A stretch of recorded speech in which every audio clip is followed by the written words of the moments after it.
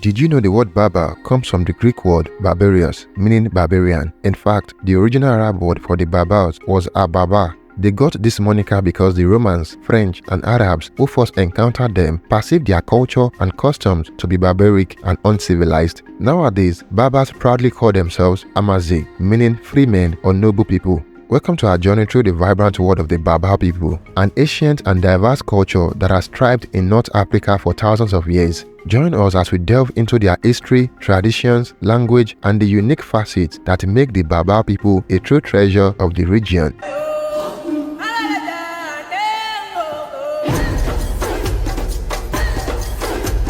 The Berbers are an ethnic group indigenous to Northwest Africa, speaking the Berber language of the Afroasiatic family. Originally, Berber was a generic name given to numerous heterogeneous ethnic groups by the Romans that shared similar cultural, political, and economic practices. It was not a term originated by the group itself. The Berbers are native to North Africa. Most of them live in Morocco and Algeria, with some in Tunisia, Libya, Mauritania, Mali, and Niger. There are also small Berber communities in Egypt and Burkina Faso. Despite the appearance of two significant Berber dynasties, the Almoravids and the Almohads, the Berber tribes could never unite long enough to rid themselves of the numerous conquerors who invaded their lands. As a result, Berber history can only be followed as the history of individual tribes.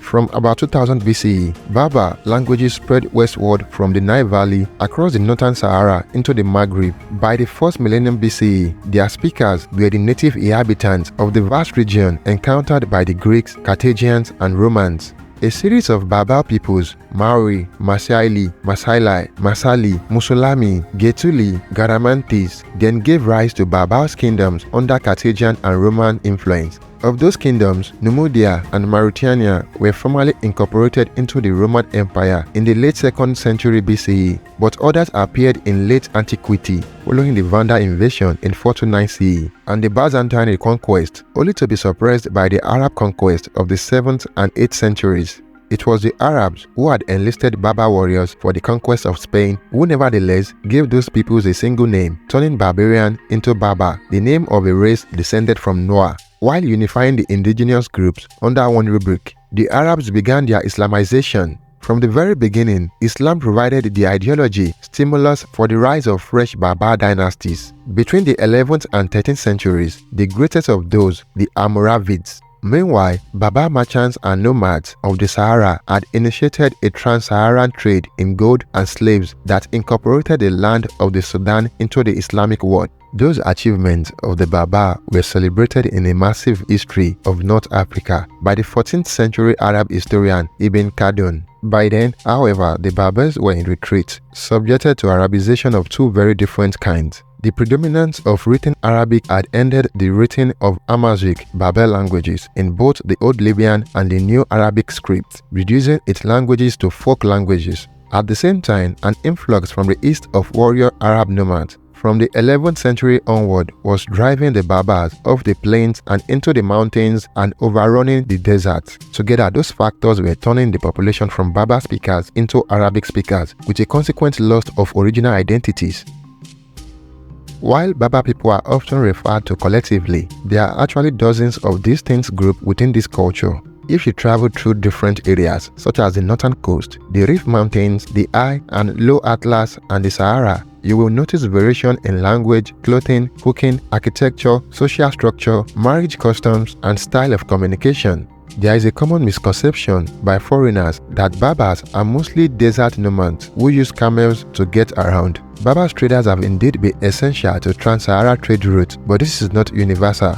In fact, throughout history, many Berber people have been small-scale farmers and herdsmen, since many of the mountainous and coastal areas receive sufficient rainfall to support grain, fruits, olive trees, almonds, vegetables, and grazing animals. Today, some people continue to farm, while others have moved to cities and pursued careers as business owners, doctors, politicians, and more. The Berber languages are a group of closely related languages belonging to the Afro-Asiatic languages phylum. There is a strong movement among Berbers to unify the closely related Northern Berber languages into a single standard, Amazigh, which is a frequently used generic name for all Berber languages. There are around 300 local dialects among the scattered Berber populations. Among the Berber languages are Tachehilt or Rifi in northern Morocco, Tachehilt in Algeria, and Tachehilt in central Morocco. Amazigh has been a written language on and off for almost 3,000 years. However, this tradition has been frequently disrupted by various invasions. It was first written in the Tifinagh alphabet, still used by the Tuareg. The oldest dated inscription is from about 200 BCE. A variant of the Tifinagh alphabet was recently made official in Morocco, while the Latin alphabet is official in Algeria, Mali, and Niger. However, both Tifinagh and Arabic are still widely used in Mali and Niger, while Latin and Arabic are still widely used in Morocco. Listen to the Berber language. بلغتين كداري كان 24 عام. أدنغ صراحة لحد وش كان صغير كيختنك صداع غش كور السنة غاو كدان ورسنة والو في أمريكان مشكل د كمل اختي غرينو تاه مقرا ختم غارتينو غيد خدم كاد كل صيف أردت كاغ المغرب لندري أي تما Berbers are mainly Sunni Muslim, but there are many traditional practices found among them. Since Berbers typically outnumber Arabs in rural areas, traditional practices tend to predominate there. The Berbers converted to Islam slowly over the course of centuries and was not dominant until the 16th century. Before their conversion to Islam, some Berber groups had converted to Christianity or Judaism, while others had continued to practice traditional polytheism. Some Berber festivals had become particularly well known in Morocco. One of these is the Imilchil marriage festival, held each September in the Middle Atlas Mountains by Berber tribes of the Amazigh culture. Nearly 30,000 people from surrounding villages assemble to feast, dance, socialize, and give young people a chance to look for a spouse. If a man and woman wish to marry, they will meet together with their families, and if all goes well, marry later on in one of their villages. In the past, it was closed to outsiders, but is now open to visitors and tourists. This festival reflects the beliefs of some Berber cultures that young men and women should have freedom to choose who to marry. Artistry is an important aspect of Berber culture and varies across regions. Art is most often incorporated into useful items such as rugs, pottery, clothing, jewelry, furniture, and architecture. You might see intricately carved and painted woodwork, tapestries with fringe or geometric designs, handmade silver jewelry, or dishes with bright, colorful designs. Similarly, music is ubiquitous in Berber culture and is an essential part of celebrations such as weddings and holidays. It might include flutes, drums, string instruments, and singing, and may be accompanied by dancing.